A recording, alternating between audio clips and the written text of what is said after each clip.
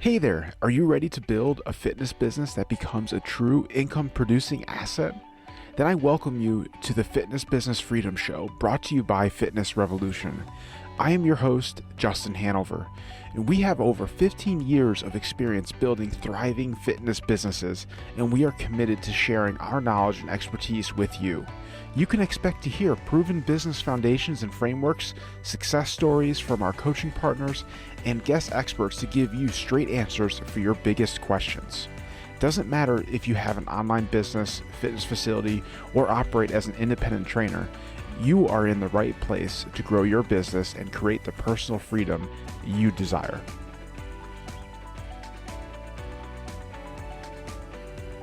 Welcome to today's episode. I'm your host, Justin Hanover, success coach with Fitness Revolution. Now, before we dive in and bring on today's guest, I wanted to share a little bit about what you can expect to hear and who I have joining me today. So, today I have the pleasure of speaking with Tony Gentilcore. And Tony has been a personal trainer and strength coach since 2002. He is one of the co-founders of Cressey Sports Performance, where he served as a coach from 2007 to 2015. He now owns and operates his own personal training studio in Boston, Massachusetts called Core. He's also a prolific writer, with his work routinely featured in publications such as TNation.com, Men's Health, Women's Health, and the Personal Trainer Development Center.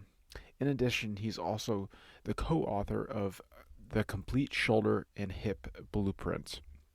This was just seriously a great conversation with someone that not only has done well in his career, but is having an impact within the fitness industry. We dove into his business, and he broke down how he structures his actual service and operates his facility in a way that best fits his lifestyle. Then we tackled the writing side, where he shared tactics around improving your writing skill and how to better utilize this approach within your business. So this is going to be a powerful conversation, one that I know you're going to be able to pull a lot of good things from. So with that being said, let's go ahead and dive into this conversation and get started with Tony. Today's episode is brought to you by Fitness Revolution. So you started your fitness business and been in the game now a few years. You might have even seen some good growth over those years, but now you feel stuck. You feel like the momentum you once had just isn't there, and you don't know how to get it back. Should you be focusing on your marketing, your sales, or your team? What is the next bottleneck to focus on that will allow you to break the chains holding you back? That's a great question. And one of the biggest skills as an owner is to be able to understand and identify the next biggest issue to keep your business moving forward. And this is exactly why Fitness Revolution has created our proprietary needs assessment to allow you to quickly see where your business stacks up and receive immediate feedback on what to focus on next. It's a quick 10-question assessment that will be able to provide valuable feedback to get past sticking points and hit your next goal. Whether you feel stuck or frustrated with your current progress, or just want to dial in what's working already, this assessment is the first step to making that happen. I invite you to head over to the show notes, where a direct link to the needs assessment will be, and you can easily access it there. Now, let's jump into today's show. Tony, thank you so much for taking the time out of your day to spend it with us, sharing your journey and insights to help other gym owners out there. My pleasure. Thank you for having me. And note to self, I should probably take that 10-point needs assessment. I would love to have you take it. I would be curious to see like what my needs are. Yeah. Hey, it'll probably come back like complete nightmare. You need all the help you can get. I doubt that, but knowing is definitely half the battle. And it's having that awareness. I see what you did there. Well played, G.I. Joe. Well played. Damn it, I didn't think you would see through that. But let's focus on you, and let's kind of like give our listeners a quick perspective, like a 1,000-foot overview of like how you became the Tony that we're speaking with today. Oh boy. Well, it all started back in 1985, watching G.I. Joe cartoons and Transformers, and probably more cogent to the point, a lot of Commando, Sylvester Stallone, a lot of Arnold Schwarzenegger. I mean, I couldn't tell you how many times I watched Commando, Predator, Rocky. Oh yeah. I watched those movies many times as a formidable pre-teenager, and that kind of led to my interest in lifting weights. in conjunction with sports. I was, I played many sports as a kid growing up in very, very rural New York, in the Finger Lakes region. Okay. And, I eventually targeted on baseball and just kind of saw the cross-pollination of, okay, I want to throw harder and hit a ball farther. I think getting stronger might help me do that.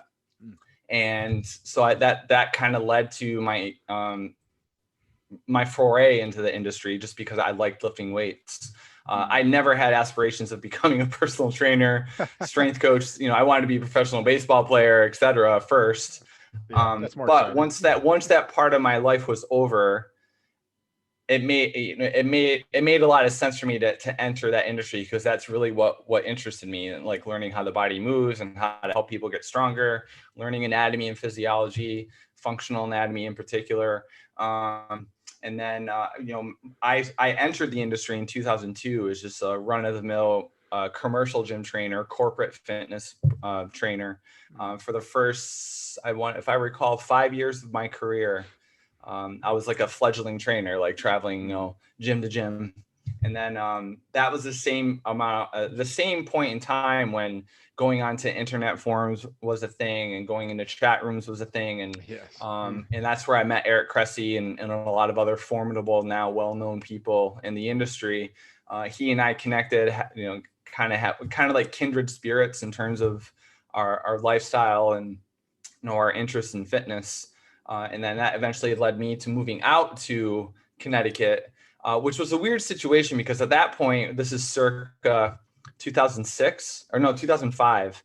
I left the Syracuse, New York area and moved to Connecticut. And I had to tell my parents, like, hey, I met a guy on the internet, and I'm moving out to Connecticut to start this job at a gym in Ridgefield, Connecticut. Wow. So it was slightly awkward at first, but I can imagine. It panned out. It turned out okay. Because then, Eric and I eventually ended up moving to Boston, where we hooked up with an old friend of his, Pete Dupuis, and we opened up Cressey Sports Performance in the summer of 2007, where I was a strength coach there for 8 years. And that was kind of when I started building my own personal brand underneath the umbrella of Cressey Sports Performance, started doing a lot more writing and presenting, and kind of spreading my wings in the industry, and developing other revenue streams and expanding my horizons, for lack of a better term. Yeah. And then I left in 2015 to begin my own small personal training studio here in Boston, Brookline, Massachusetts. And been doing that very successfully since 2015. And I'm actually in the midst of expanding that footprint as we speak. Just signed the lease last week. So maybe someone needs to knock some sense into me. I'm not sure, but that is happening. So that's the 1,000-foot view. Awesome. And it's always also really cool to hear the different paths and stuff that people have taken to get to where they are now. And there's definitely always a leap of faith in the process of how you molded and got to where you are, because it's like, sure, I always tell people there's a bit of luck. There's a bit of luck involved. I mean, certainly there's skill and aspiration and desire and all those important adjectives we want to use to feel self-important. But there's a degree of, everyone receives or gets help along the way, and a lot of that is luck. It just so happened I was lucky in that I crossed paths with Eric and several other people, and John Romaniello, and I was able to write for T Nation pretty early in my career, and Mike Robertson became a good friend at an early age, and we kind of like our respective brands and careers kind of grew together. And that I feel very fortunate that I was able to connect with those guys early on in my career, because I was certainly very lucky. Just being surrounded by a good group of individuals. Yeah, no, absolutely. And that's something you can't replicate that. No. And I feel like also too, that area too is just, there's a lot. Oh boy, a lot of good strength coaches. Boston's no joke. I mean, it's, I often joke because prior to the pandemic, and now that we're kind of a little bit looser, I do get a lot of fitness professionals that come observe, shadow, and especially if they're coming from outside of Boston, it's usually like the triage they hit up. They'll hit up me, they'll hit up Cressey Sports Performance, they'll hit up Mike Boyle, strength and conditioning, might also hit up Mike Reinald's place out in Waltham, champion physical therapy and Yeah. performance. And then, not to mention I have many colleagues within the city that run very successful gyms and facilities. So there's no shortage of quality coaches No. in the Boston area. So that's another lucky thing that Yeah. ended up happening, boding in my favor for sure. Yeah, no, absolutely, because that's definitely going to raise the bar up for you when you're around people like that. Yes, absolutely. Um, so let's dive into, like, I want to talk about core first, and Okay. then we'll, like I said, like talk about the writing side of things. So in terms of like core, like you mentioned, obviously you've been running that successfully since 2015. I was wondering if you can kind of share with us exactly how do you have that business structured? Like, what is the Yeah. setup with it? What services, stuff like that? I don't want to sound like my whole career is predicated on luck, but this is another scenario where luck kind of came into play here. So when I was at Cressey Sports Performance for 8 years, and my wife and we ended up getting married in 2015, got engaged in 2014, married in 2015, and around that time, she and I started having a conversation together. Like, okay, where do we see our respective careers going? She's a psychologist, I'm the strength coach. I was very happy and doing very well at Cressey Sports Performance, but had hit kind of like an upper ceiling of like my earning potential there. And knew that, there were times where I could just as easily stay home and write an article for T Nation and make the same amount of income as if I went and coached for 8 hours. So I just started in my head, I started percolating ideas like, okay, what can I do to kind of spread my wings? And I joked before we start recording that, there were a few blog posts I wrote on my website saying I never want to own a gym. That's the furthest thing from my mind. I just want to show up and be a good coach. I'll let Eric and Pete handle all the business stuff in terms of lead generation and handling all the hassles of that. I just want to show up, coach, and leave. But something came up where you might be familiar with the name John Goodman, Yes. who runs the Personal Training Development Center. So he was in town and he was staying at my place, and we were kind of hanging out for the weekend. And I started mentioning how I'm kind of playing around with the idea of like maybe on the off days that I wasn't at CSP, maybe doing some of my own training here in the city and just kind of like getting my feet wet in terms of like, okay, what could I do here and still coach, but kind of do my own thing. And he mentioned to me that there was a woman that contacted him that was like a mile from my apartment who was looking for somebody to sublet the space. She was an orthopedic surgeon that had a side hustle doing some PRI stuff, postural restoration institute and rehabby stuff with runners. And she was looking for someone else to come in and utilize the same space when she wasn't there. So I met with her because I was like, yeah, I will trade in a 45-minute commute for a 1 mile commute any day of the week. Like, please sign me up. I was like, okay. So after discussing things with her and mentioning to her, like my needs were like, okay, I'd want to bring in a squat rack. I want to bring in some ample weights and barbells. And because I'm going to have people lift heavy stuff. I'm not doing foo-foo-y prehab stuff, which I'm not against. I'm just like, I want to get people strong. Yeah. And she's like, yeah, of course. And so I started doing that, and I made the decision to leave CSP and say, okay, I'm gonna start my own thing here in Brookline. And it wasn't too intimidating because I knew right out of the gate that I would have 10, 15 people ready to go to train with me right away. So it wasn't like I was starting from zero. Yeah. I could use my career capital and quote unquote clout to say, hey, who's interested in working with me in Boston? So it wasn't too hard, and I don't say that to be a jerk, but I had spent the previous 10, 11, 12 years of my career building a reputation and a brand. So to get to the point where I could pull that off, if that makes sense. Definitely. So fast forward 6 months, the woman who I was subleasing under eventually said she was leaving. She wasn't renewing the lease and asked if I wanted to take it over. So I put pencil to pad and did some numbers. And I said, well, if I got one or two coaches to sublease under me, I would actually be ahead. I would actually be making, I would be in the black. And that's exactly what I did. So, fast forward, now we're in 2021. Prior to the pandemic, I believe I had 5 or 6 coaches that were subleasing the space, and it's a tiny space. So we're talking 500 square feet. So it's very tiny. And I do a semi-private approach. So meaning I basically took the model from Cressey Sports Performance, which is kind of like a semi-private approach. Well, it's not kind of, it is. Yeah. Where I'm working with 2 to 4 people at a time. They're all working off their own programs, but mine's just kind of on a swivel during a session. I call it coaching triage. So, if I have a client doing squatting, deadlifting, et cetera, that need my attention, I can focus on them. And then, but the other one's doing like push-ups. Like, yes, I'm there. I'm in the vicinity, but it's not like my eyes have to be on them for that particular exercise. Yeah. But my head's on a swivel for an entire hour. And I'm working with. I love that approach. Like, I just think for me, it keeps me fresh. People can work off each other's energy.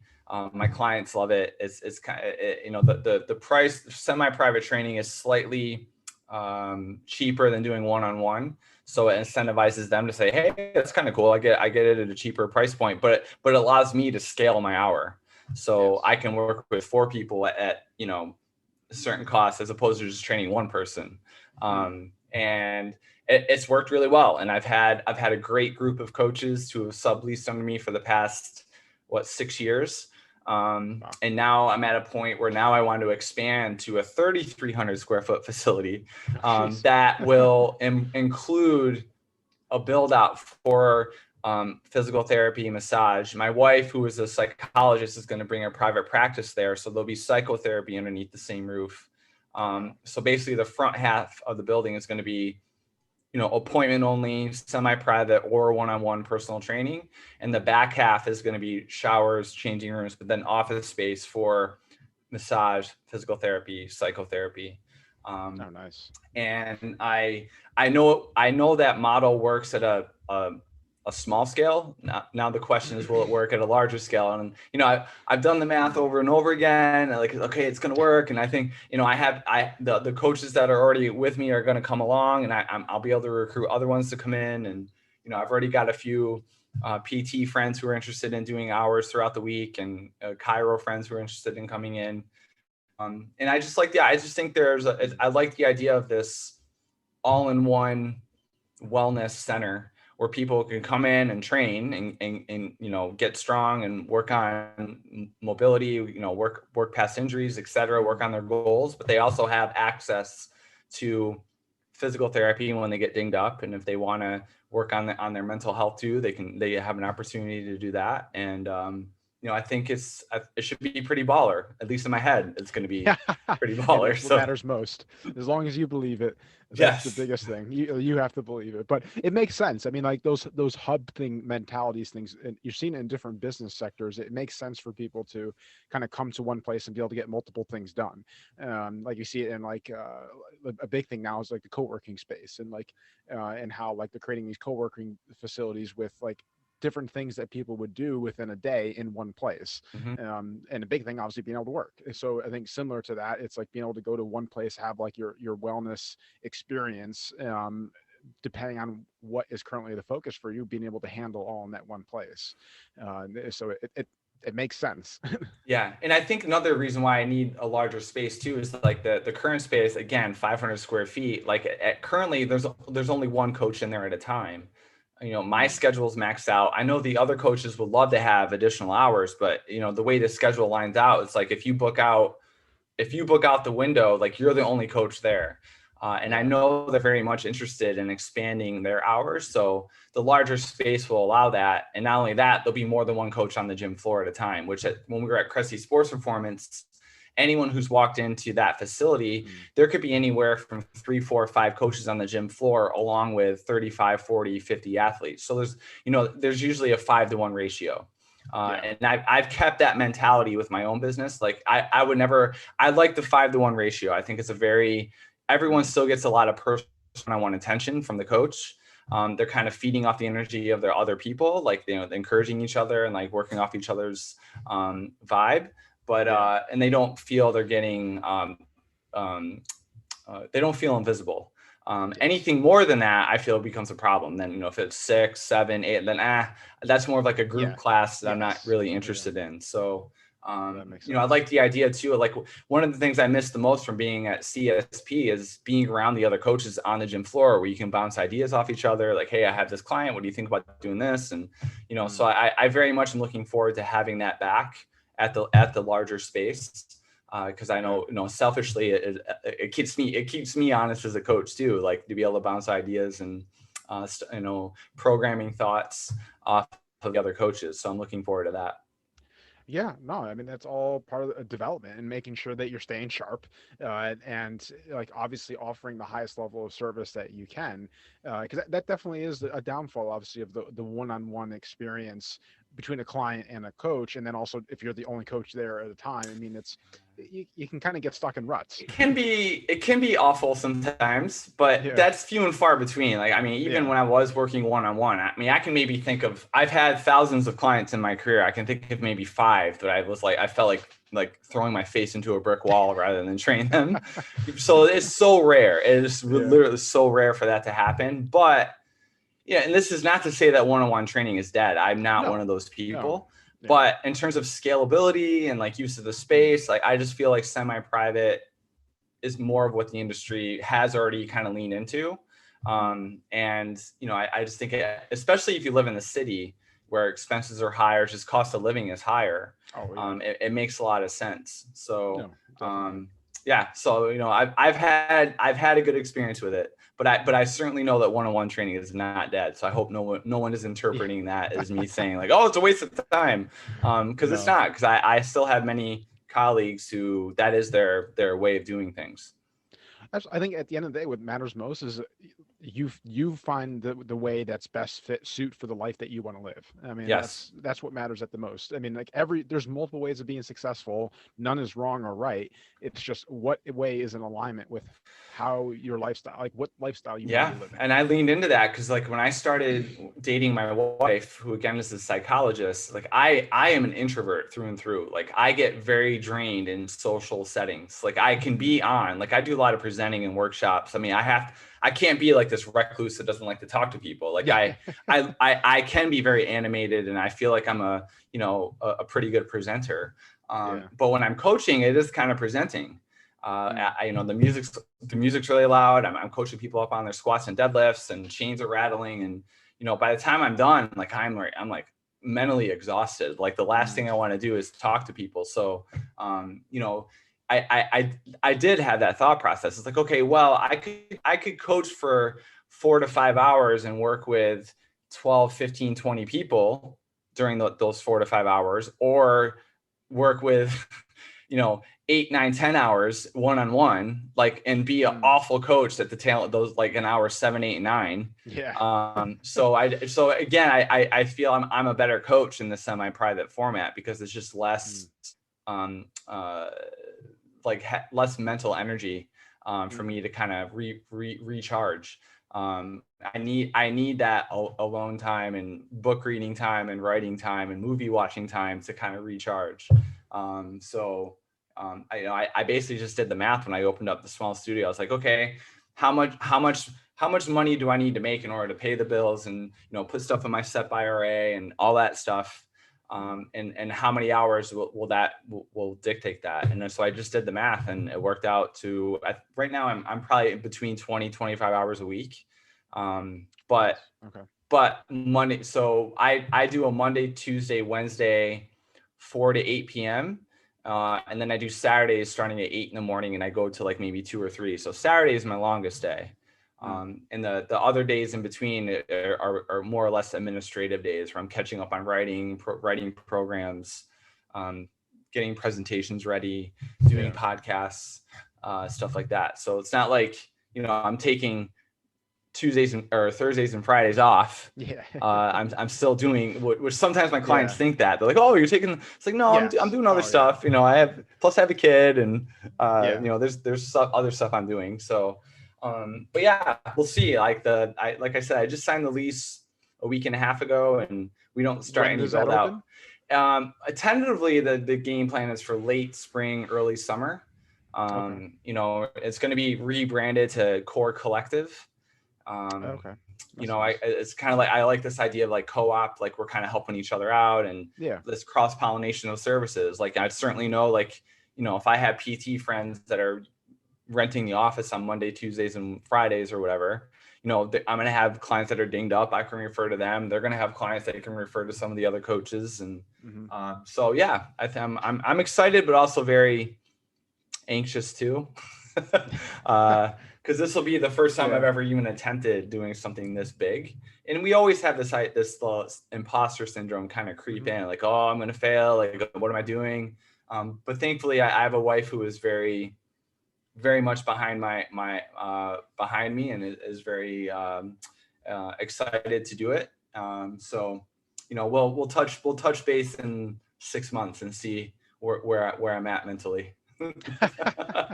I'm sure it will be good. Because it's always scary to like take that next like big step up, but like you said, like from based on where you're at and like what you've been doing, it just makes sense to do something like this. And during COVID, I kind of did some thinking, and I was like, all right, once this is going to get in people's heads, like people are going to be kind of skeeved out to go back to busy gyms. And, I think smaller boutique style gyms are going to be what more people are going to lean into. And, and I know there are many personal trainers out there. Like I've always said that there's this idea or aura in the industry that you've only made it unless you own a gym. And I think that's utter bullshit. Like, I think that's utter bullshit. Excuse my language, but sometimes I can't help myself. And I always tell people, like, listen, that is not the case. You can be very successful working in a commercial gym. However, most trainers who have worked in a commercial gym for any number of time know how hard it can be, because you're going to hit a ceiling in terms of earning potential, and you're not really incentivized to work more hours, because then you're in the gym and you have a life. And, so I really like this idea of allowing a space for fitness professionals to thrive, where they can get more of their own pie in terms of like the fees that they charge, and they're getting a bigger percentage of that. So, I feel like I'll be able to provide that. I feel like there's a need in the industry for that. And I'm hoping that at least here in Boston, I will be able to provide that, just a space for competent coaches to come in, and then just be able to thrive and kind of get out from underneath the thumb of the commercial gym conundrum. Yeah, no, that makes sense. And it's like, do you just charge a flat rate? Yeah, right now, because the space is so small, and there's only 5 of us, and there's only so many hours in the week. Like, I just essentially, we all have our booked hour. Like, it's pretty much set in stone, like who's doing what on what days. And at the end of the month, I just have my assistant tally up the hours, and I send them an invoice, and there you go. And it's an hourly rate. It's based off an hourly rate. When I move into the newer space, I'm probably going to adopt more of a tier system where, if you're doing 5 to 10 hours a week, your rent is this much. But then as you do more hours, like the rent's going to be a little bit lower. And eventually, I like the idea of just saying, like a one fee for unlimited use. I'm still kind of toying with what exactly it means, and I know I've bounced ideas off of Pete and Mark Fisher and Joe Dowdell and all my other friends who are very successful business owners, just to see what they feel would be a smart way for me to do that. Because, don't get me wrong, like an entrepreneur, like, yes, I want to be able to be profitable. I want to make profitable for me, but I don't want to be a dick either. And I don't want to be the guys like, oh, I'm charging you X. I'm 100% sincere that I want other fitness professionals to come in and be able to again, like I said, thrive. So, I'm still kind of with the new space. I'm still kind of playing with what that structure is going to be, but that's kind of what I'm thinking is going to be more of like a tiered incentive. So basically, the more you accumulate your own more clients, the lower the rent will be on it from an hourly standpoint. It makes sense, obviously, if you want to attract somebody who's serious about turning this into like a business themselves. And I was just going to ask, like, how do you, like, is there a process to deciding who you allow to be well, again, I've been very fortunate too, that a lot of the coaches that have worked with me at Core, there was one point prior to the pandemic that I think 4 out of the 5 were either former coaches or interns of Cressey Sports Performance. So, Okay, that helps. that worked out very well. And you Yeah. know, I would never say like I'm only looking for coaches that are direct clones of me philosophically. Like I feel like there should be some kind of symbiotic like way of doing things there. Like I'm not like I don't want people to like, you have to train exactly how I Yeah. want you to train. Like there's got to be some autonomy there. However, the coaches that I've had have been great. Like they have experience. They are vetted by me. Like and at the new space, I'm not just going to let any Joe Schmo trainer in the space. They'll be vetted. Like I'll interview them, and I'll probably ask my buddy Mark Fisher some good questions I can ask. He's always very good at stuff like that. Yeah, he is. And then, but yeah, there'll certainly be a vetting process to earn, for lack of a better term, earn the right to bring your business to core collective location. Yeah, no, that's good. I was just curious where your thought was around that. Because anybody listening that is thinking about this type of model, I think You that's must bow to me. That's what. Yeah, every day there's going to be a statue in there that everyone has to bow to, and then that could be interesting. I might be reading about you in other publications then. Yeah. I'm kidding. That's not going to happen, but man, you never know. Who knows? On that note, let's switch gears a little bit and talk about more of like the what you're doing on the business side of things. Like, say, Okay. like the more important, like say, like what's working with you on the marketing side, and maybe you can share a little bit about what you're going to be doing based on the new space. Yeah, that's actually a very good question. From marketing, I will say is not my strong suit. It never has been my strong suit because I've always operated under the guise like if you put out good content and you're consistent with it, like that's your marketing. Mm-hmm. And I have close to 2 decades of content. Wow. So in terms of marketing, like if I write something, which I dearly miss. I mean, there was a time before my kid was born that I was putting up 4 to 5 blog posts a week. I was pumping out content. Now I'm lucky if I get one good one out a week or every 2 weeks, but at least it's something. Yeah. But so I have, what's nice is that from a marketing standpoint, I have career capital. So I wouldn't say I have to work too hard on it because don't get me wrong. It's not lost to me that social media is a big part of marketing, particularly Instagram, TikTok, etc.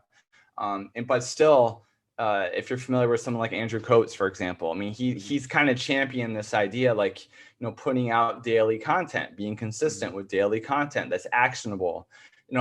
One thing I always tell other fitness professionals is stop barking at issues without solving the problem.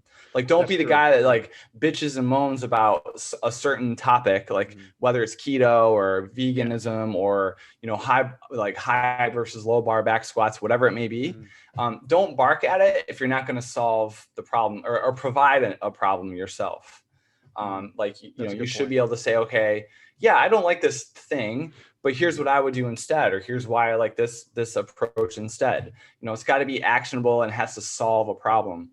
And I think from a marketing standpoint, if more fitness professionals just did that, that's brilliant marketing. I mean, it's going to resonate with your potential clients and people who seek out information. You don't come across as like a hoity-toity know-it-all.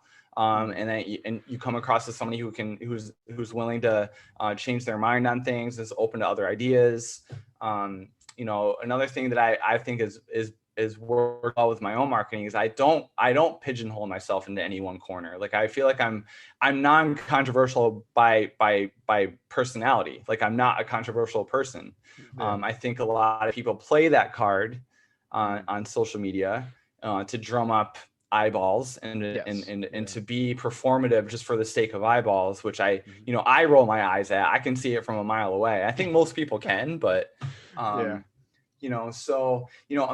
I don't have any sage words or like, really smart things to say on the idea of marketing, other than say, like, be yourself and be consistent and just put out, actionable, usable content.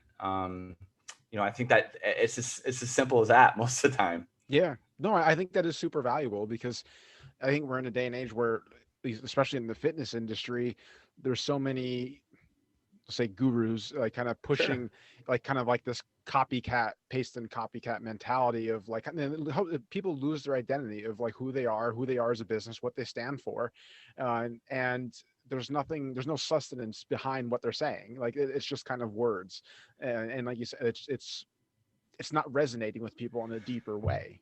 And I think if people authenticity being authentic Yeah. is an important component of marketing. I mean, I have, I don't want to pat my own back, but I have a very distinct writing style. That, with my writing, like, yes, I'm writing about somewhat complex topics, how to improve scapular upper rotation, how to break down Yeah. deadlift technique, how to assess the hips. They're not exciting topics to write about, nor read about. Yeah. But, I'm not scared to toss in my personality, pop culture references, movie references, Wu-Tang references, Yeah. and humorous references. Like, I feel like I could be a pretty witty, humorous writer, self-deprecating humor, whatever you want to call it. So I think that's part of marketing, is just kind of coming up with a style, Yeah. of course, but even when I post stuff up, like, for example, the other day I was tagged on Instagram from this woman trainer, and she's saying, "Oh, I never want to own a gym, and however, if I did, I'd want it to, I'm not going to do it until I can find a space where like Tony, I can pump Wu-Tang and play EDM and blah blah blah," and like that. But if you look at a lot of the stuff that I post, I'm in my studio, I'm posting like cool exercises or me lifting stuff.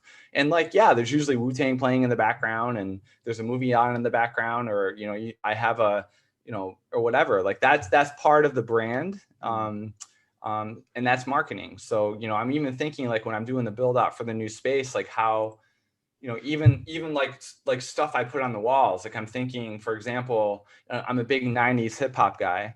And there are many quotes within 90s hip hop that have a crossover into fitness. So one in particular, oftentimes I say, no diggity, no doubt on the end of my Instagram posts. And people who get that understand that's a Blackstreet reference from their song No Diggity.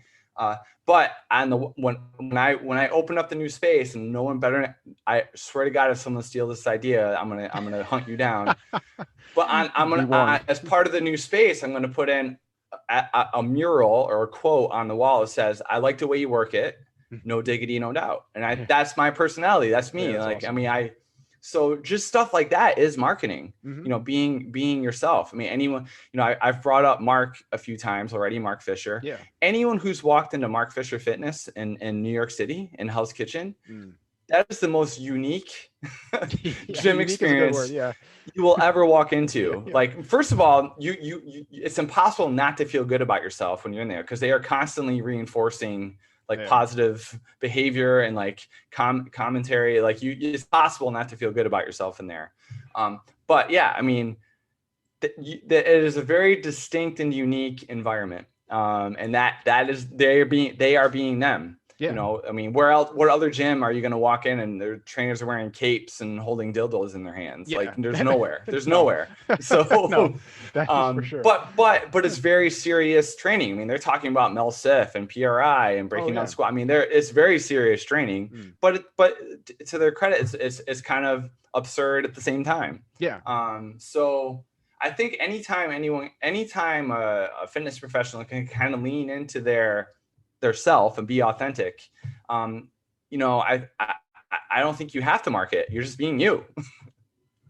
No, I think that's a very good point, because like part of, like you said, marketing is helping people see something and then resonate something with it. Sure. So like whatever that is, what you said, if it's seeing a quote from you, or like how a coach is dressed or whatever. I mean, like you want them to feel a certain way and think of something. I mean, like that's what powerful marketing is.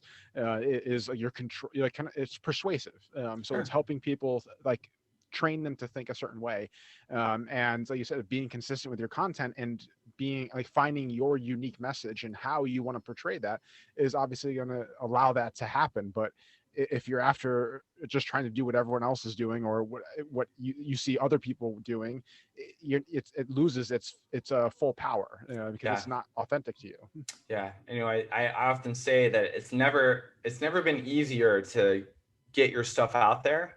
Mm, But it's never been harder to have it actually be absorbed and read mm, and have eyes on, because we're all after each other's attention now. Everyone's a celebrity on yeah. social media now. Everyone has a platform now. Yes. So I just think the more true to yourself you can be, like, and I don't know, like, far be it for me to tell somebody not to be performative and be um what's the word I'm looking for, to be a jerk, or, well, that's not the word I'm looking for. I'm Yeah. Controversial or controversial, whatever. Yeah, I'm really good with words, by the way. yeah. One of the many. This is what happens when my kid's home from daycare and I can't get my work done. Yeah. But far be it for me to tell someone not to do that, because if it works for them, it works for them. Yeah. And there's certainly people out there that we can all think of who do a very good job of being that. And, however, I know for a fact they're not like that in real life. Yeah, that's awkward. And it goes, or I don't know, like, just be you. I just find the more authentic you could be, the better off. Then you don't have to play any shenanigans. Yeah, and I think it's a more enjoyable process too, because then you feel like you're not living these two lives.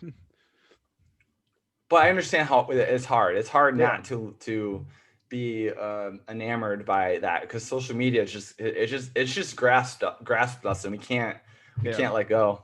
No, that is very true. It's here to stay. Yeah, it's definitely a double-edged sword. So now, like, more like talking about obviously like the writing side of things, like with that being an area that you like to push into, like,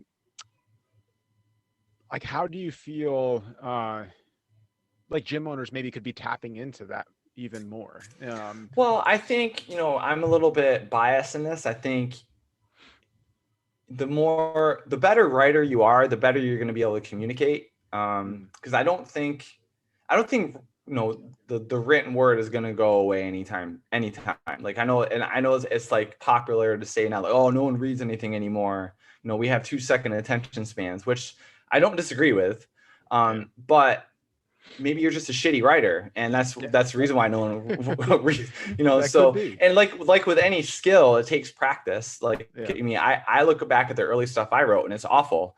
And my writing process it took me forever if I had to sit down and write 500 words back in 2008, it would have taken me forever. But that's just how I rolled, and I got it done and I did it, but it's just, that was my process.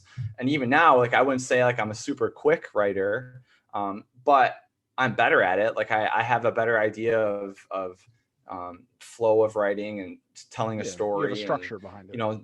Exactly. Making it seem like it's pretty fluid. I always tell people, like, if you can write how you talk and make it more conversational, it's probably gonna be read.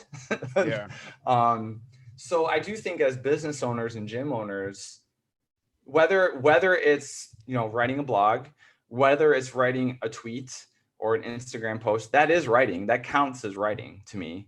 But I think the better you are at it, you have to practice. I mean, it isn't something that's just going to miraculously happen. I mean, I have fitness professionals many times reach out and ask, like, oh, how can I start writing for Teen Nation or Men's Health or whatever. I hate to be crass, but I say, well, you need to stop emailing me and the 7 other people you sent this email to the same question, and start start writing something, just even if it's 200 words a day. Like, it doesn't even have to be on fitness. Like, write a movie review, write why, your favorite, I don't know, protein shake recipe. I don't know.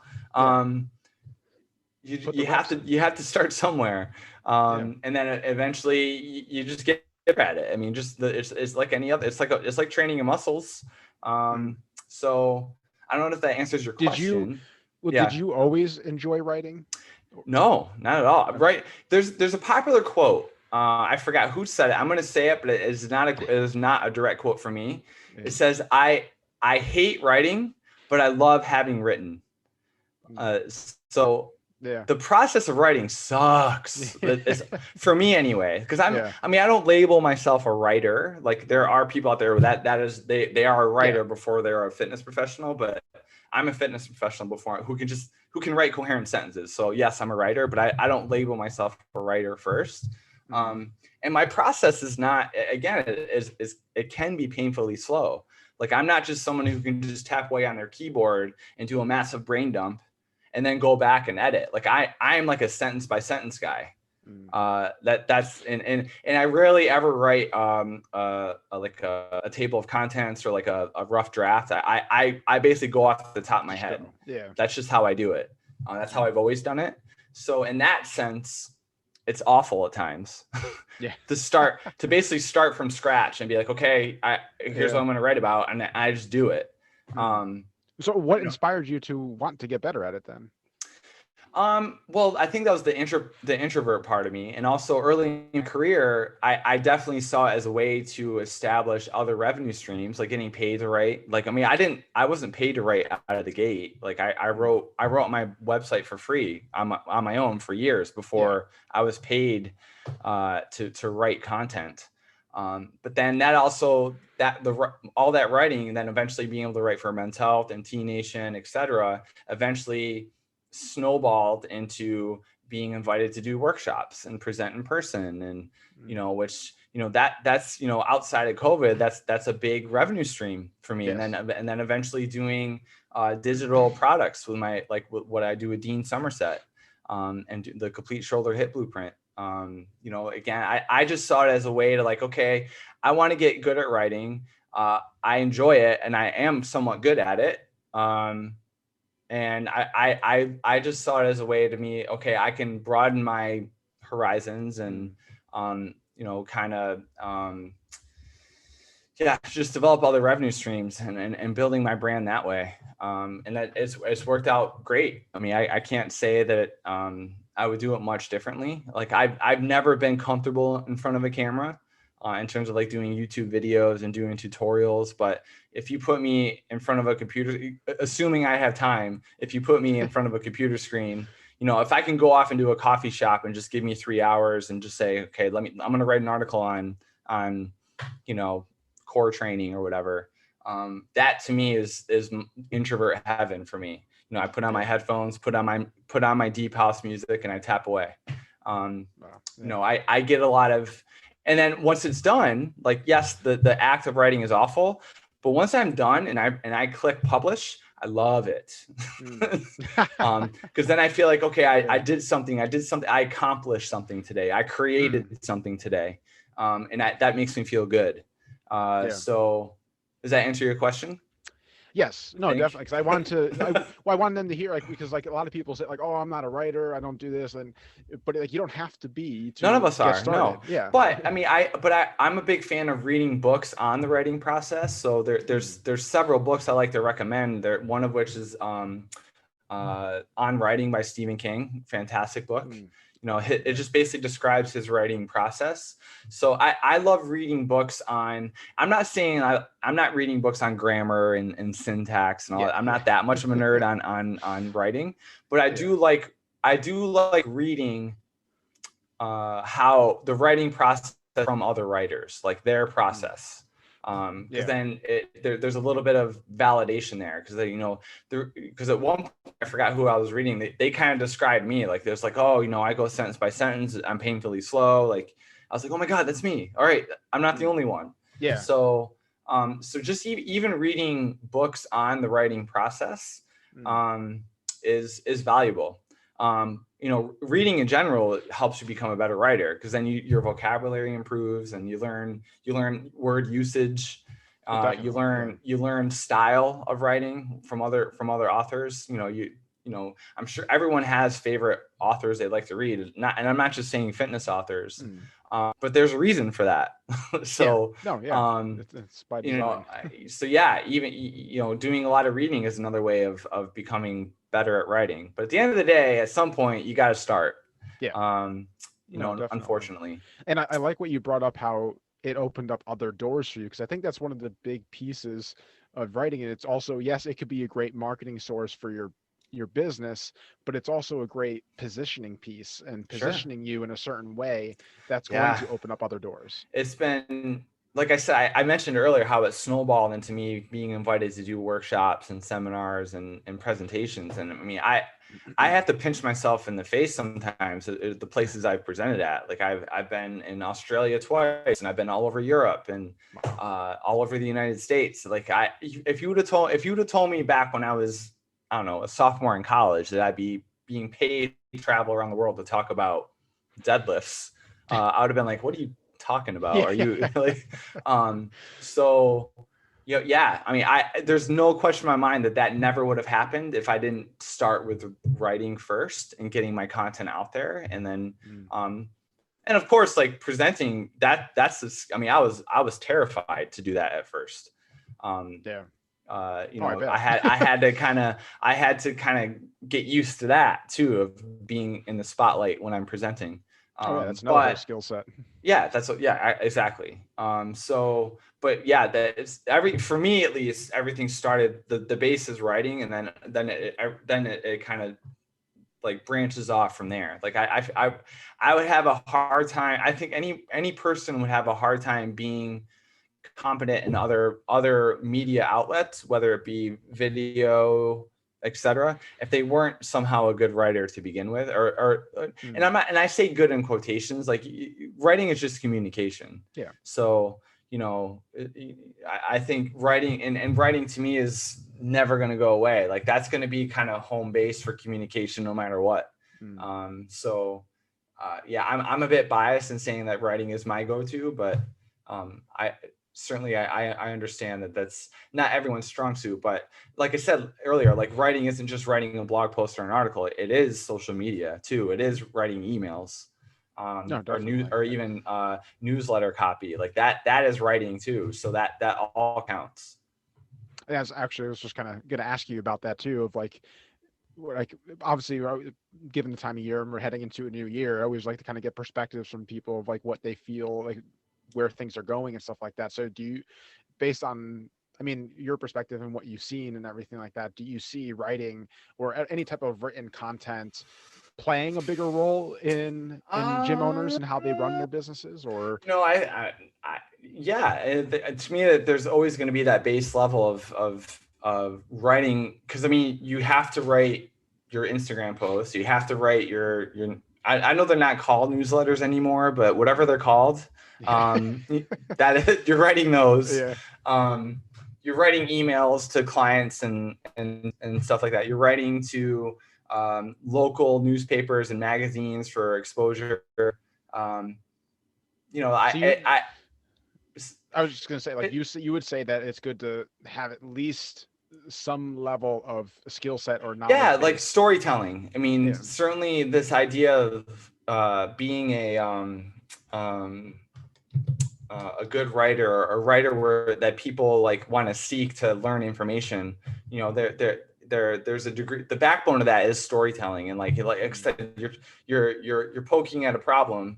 Like,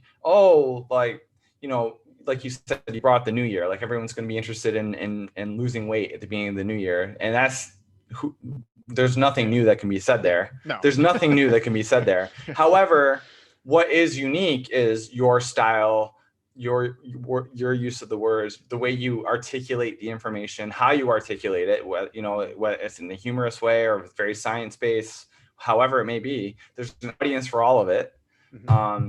That's where I feel like the value is never gonna dwindle. Yeah. I think, to me, it behooves any fitness professional to kind of tap into that, like what your in terms of branding is, like just kind of tapping into that, style of storytelling.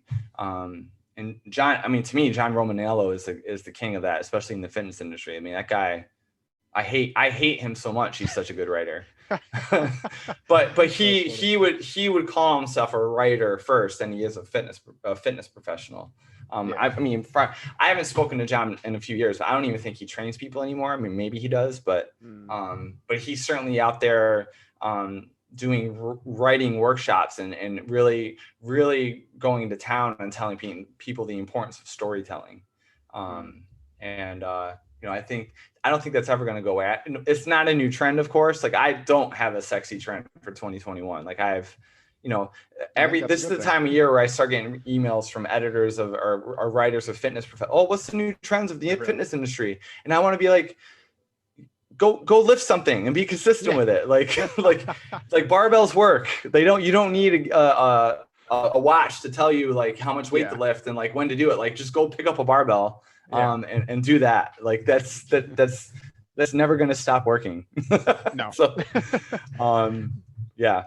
But that's people always want the shiny, sexy things. Yeah, and that's honestly, that's just not how I roll. I'm pretty old school. I mean, I'm old, but I'm not that old.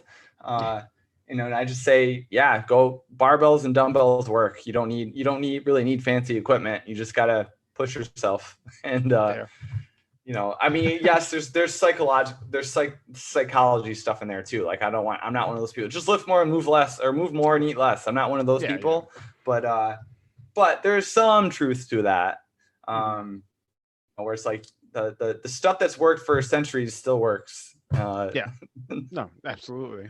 And it's kind of funny that we've almost gotten so far away from just the basics that is almost refreshing to hear that. Yeah.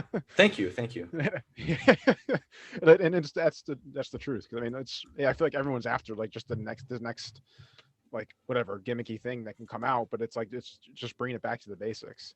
And I think it's the same thing in business. Like, just bring it back to the basics, and I think you'll find a lot more success with it. But in terms of wrapping out the writing conversation, could you just reiterate maybe a couple steps for someone to like kind of jump into the writing arena of like what to focus on first, or start exercising? I think I said it before. It's like you got to make it a habit. You got to set up some form of schedule. Now, and I'm not saying you have to make it daily. But if you're interested in using writing as a way to grow your brand and communicate your ideas, you have to formulate some sort of habit, in terms of like Pete, my ex-business partner, Pete, for example, with his website, maybe 2 years prior to COVID, he told himself, listen, once a week, I'm going to write a legit baller blog post for gym owners. And he did it for maybe even 2 years. So he had 104 legitimate blog posts that honestly he could probably just make that into a book. Oh, absolutely. And it's like, and say, here's the guide to gym ownership. It's just this blog that I wrote for 2 years. But looking at his schedule, work schedule, family schedule, he knew that he could definitely do 1 day a week of like a legitimate writing. Prior to me being married and having a kid, like I could do it 4 to 5 times a week. So you just have to have an honest conversation with yourself in terms of formulating, a schedule, a writing schedule, or when you can do it. Like, I'm more of a morning writer than I am you ask me to try to write something after coaching all day, that's not going to happen. It's just not going to happen. So if I am going to do some writing, it's usually mid-morning into the early afternoon time. So even time of day is going to come down to it. But then at the end of the day, it's just, you gotta begin somewhere. There's a blog post I wrote a couple years ago where it was like tips on writing. I even did a presentation for the trainer, the Complete Trainer's Toolbox, where I did like an hour-long presentation on fitness writing. So it was a collaborative effort. It was me, Dean Somerset, Megan Calloway, Sarah Duvall, Luke Worthington, my wife, Dr. Lisa Lewis. It's called, again, the Trainer's Toolbox. We each did 2 webinars. One of mine was on fitness writing and like tips to become a better fitness writer. So I would encourage people to maybe seek that out too. But a lot of what I've already mentioned is in that presentation. So I'm not one of the, go listen to the, but that gives some people some insight. Perfect. And like, as you guys keep hearing me say this, like, re-listen to this if you need to, and then take notes on what you are actually going to do, and then do it. Like, don't just listen to this, like listen to what Tony's saying, and then have it go in and then collect virtual dust and not do anything on it. So if this is something that you're serious about, it's like, listen to some of the steps that he just laid out, take some notes on what really resonates with you, and then, like he said, make a realistic action plan. Like, don't Yeah. just say like, oh, I'm going to write every day. It's like, no, if that's not realistic for you, don't do it. Like, set yourself up for success, and actually put something in place that's going to stick, and have the effect that you want it to have. And what's also realistic is it's going to suck. Yeah. Like, Yeah. what you write is going to be awful, especially if you're Yeah. just starting out. And I would, this kind of bleeds into one of the first tips I got when I first started writing for other sites, like T Nation in particular. My editor at T Nation, first he told me two great things. One of which was like, people want to be informed, but they also want to be entertained.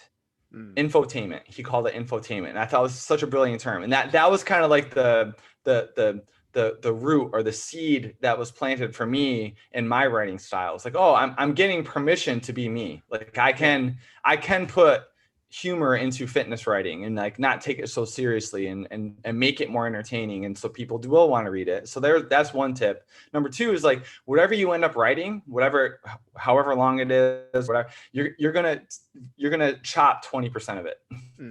So go back and chop 20% of it, because there's a lot of superfluous words that we put in. We're repetitive. Oh, yeah. And the way you edit yourself there is to read it out loud, because if you read it out loud and it sounds wonky, it's going to sound even wonkier when someone else is reading it. So, that's so those are three tips I just gave right there. There you go. So I guess I had something relevant to say on it. I love it. Excellent. Lucky for you guys. But I mean, this has been an amazing conversation. As we work towards wrapping up, as I mentioned to you before we hopped on, I always like kind of end with like kind of getting your perspective on things of like, if like, say if a gym owner came to you looking for support based on your journey and your perspective on things, what do you feel is the most important thing they need to hear right now? Are you sure you want to do it? Hey, sometimes that's a legit question. Because again, I'm not lying. There is this connotation in the industry where it's like, okay, I haven't made it unless I own a gym. And I would caution you from thinking that. Yeah. Because I remember Pete saying this time and time again when he was mentoring other business owners or potential business owners or gym owners. Listen, you're not going to buy a bunch of fancy equipment and then turn on the lights and then people are just going to miraculously show up. That's not how the industry works. Yeah. Because most people could give two shits about the fancy plates that you bought and barbells that you have. That's a lot of what's going to make you successful is your soft skills of coaching, your communication skills, like, and stuff like that. Like, my wife talks about that ad nauseum. She's probably somebody that you should invite onto your show, Justin. We actually have a date booked. Okay. Oh, great. Okay, perfect. So beat me to the punch. Yes. But yeah, like, I would really, really have a honest conversation with yourself. Is this something you really want to do? But then also, I would say, don't be afraid to go my route, which is do more of the co-op, independent contractor, subleasing opportunity. Because then, like, in terms of helping you with overhead, and I mean, I've had something or colleagues say, oh, you got to be careful with that, the liability. I've been doing it for 6 years now, and I wholeheartly have not had an issue with it. I think you just got to do a good job of vetting the people, and you got to treat them well. Like, you gotta be fair. And I think if you just do that, then it's a model that works very well. It's a very you scratch my back, I scratch yours. And I think, and it's worked really well, and it's less intimidating. In terms of like, like I said, like, instead of stressing about monthly overhead, oh my God, I have to pick up more clients. Like, you're not there using the space. Well, there's somebody there using it when you're not there, like, and you're making money off that. So, you of course, in that scenario, you have to cross your T's and dot your I's in terms of knowing that you got, the proper liability insurance, and, you have all that set in store. But I do think it's it's a model that's growing in popularity, and I think more and more potential gym owners are leaning to that. Is that more of that co-op scenario? So those would be my two pieces of advice, I suppose. Love it. I think that's a great way to end the conversation. And I just want to thank you again, Tony, for taking the time to spend with us, sharing your insights, your journey, and the wisdom that you've gathered over the years with obviously the fitness professionals and gym owners that are listening to this podcast. And really just appreciate too what you've done in the industry. I mean, your contribution and helping others move forward has been fantastic. Thank you. I appreciate it. And hope we talk to you soon. You'll have a nice conversation with my wife. So I look forward to hearing that. I'm looking forward to that too. But if anybody wants to say ask you some questions or continue on this conversation with you, where's the best place for them to connect with you? My website, that's the hub, is TonyGentilcore.com. So that's all my articles, that's social media, everything's there. So there's a contact link there. So that goes right to my email. So that would be where I would tell them to seek me out. And do you have a newsletter that you do? I do, but mine's more kind of like a review of the week. So stuff that I post is I send it out at the end of the week. Oh, look who's here. And then I also use it as to say announcements for upcoming workshops and seminars and stuff like that. So must be the movie's over, huh? Yeah. People who are listening, it's just my little guy. He's watching The Grinch. It's over. Yes, give me 1 minute. Thank you. But we're doing it live. Yes, hey, that's life.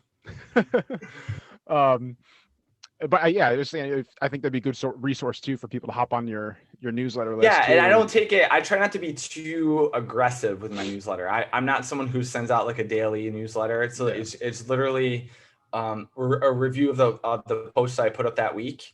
And then I also use it again as an organic way of just letting people know of like products coming out, workshops coming up, stuff that I like, just stuff like that. So I try not to be too aggressive with it, but that's I guess newsletter is still the right word to use. I don't know if it's something different, but I say newsletter. I still run with it. Yeah, that's what I say. So as long as people know what you're talking about, I guess that's all that matters. So thank you for that, and we'll be able to have your link in the show notes as well. So if any of you are listening to this in a car or working out and you want to make sure you don't miss that, no problem. That link will be there so you can easily access and connect with Tony, which I hope you do. If you feel inclined at all to ask more questions, that's how doors get opened up and opportunities are created. So please feel free to reach out to Tony. And last thing, I'm an open book. I'm pretty good with answering emails, so don't be shy. No, definitely. I mean, that's what it's about. It's why we do this podcast, is to share experiences, because I think that's one of the powerful ways of learning, and also just connection. It's a relationship industry.